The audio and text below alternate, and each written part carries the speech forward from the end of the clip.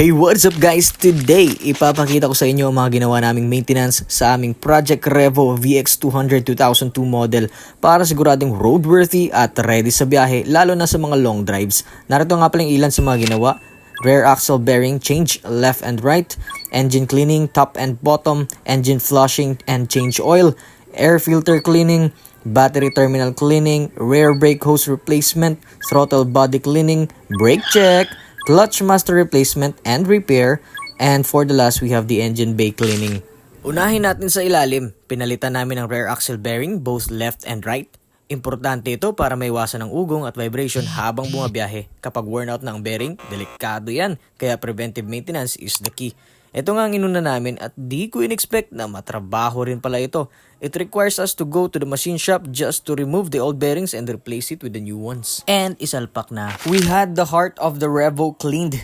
It's the machine that turns fuel into motion so your car can move. In simple words, kanang engine ba? Let me present to you the 2.0 1RZ engine. Talagang pinakalas yan para malinisan, binaklas ang top cover and also yung pan sa baba, nilinis yan lahat. One of our purpose of doing this is para mas madaling makita kung may tagas na langis at syempre para mas breathable ang engine kapag walang dumi at putik na nakabara. Nag-engine flush muna kami gamit ang mamurahing engine oil. Purpose nito ay para maalis lang yung mga lumang sludge sa loob ng makina. After that, nag-change oil na rin kami gamit ang Havolin 10W40 synthetic blend.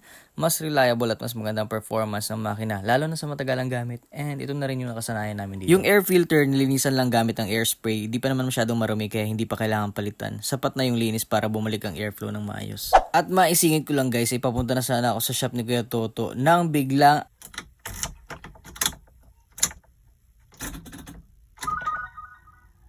ayaw mag-start. Akala ko kung major issue na pero simple lang pala. Loose contact sa battery terminals. Linis ang terminal, sigpit ng wiring. Then boom, solved.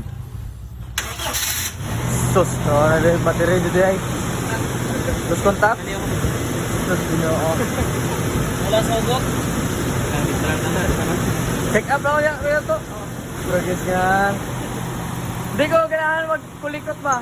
Kay basing madugangan. Madugangan ako ba? Okay. Sige. Dipilay lang ko niya. Sige. Okay, move on. Next, pinalitan din namin ang rear brake hose. Over time, nagka-crack o barado ito. Siyempre, para sa safety, dapat maayos ang brake fluid flow. Yung mga pinampaslak pala naming mga pyesa guys is genuine parts from the Toyota/Lexus. Yung tito ko kasi guys, whenever the genuine part is available, yun talaga. As part of the cleaning PMS nga guys, is nilinisan din yung throttle body. Kapag madumi kasi ito, epektado yung response ng gas pedal at idle ng makina. Cleaning lang using carb cleaner para bumalik sa smooth ang acceleration.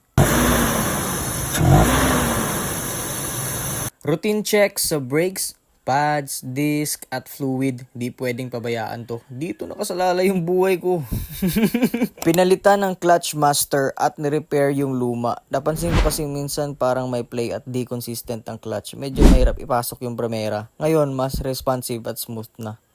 At syempre, engine bay cleaning para hindi lang performance ang ayos, pati presentation. Hindi lang ito papapogi guys, madali ring ma-spot ang possible leaks or issues kung malinis ang engine bay.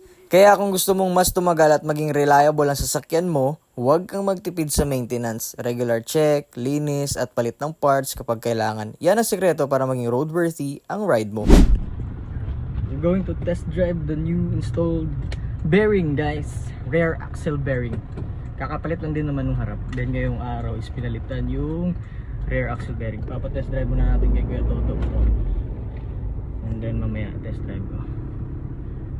Let's go. So na-test drive ko na siya guys. And okay naman pagkaka-install ng bearing. So smooth naman yung takbo niya. Kasi bago na yung mga bearing eh. Sa rear, ngayong araw. Then sa front. Parang this year lang din ata. Or parang last year ba. Ewan ko kay Tito kung kailan niya pinapalitan. So bago na lahat, change oil lang talaga dapat yung napag-usapan namin Tito Balong. Pero ang nangyari, sunod-sunod yung mga gusto niya na may pagawang bago. So ang nalabas, change oil. That's it for video guys. Thank you for watching. Bye-bye. Like and follow para sa ibang tips at kwento tungkol sa car care. Drive safe guys.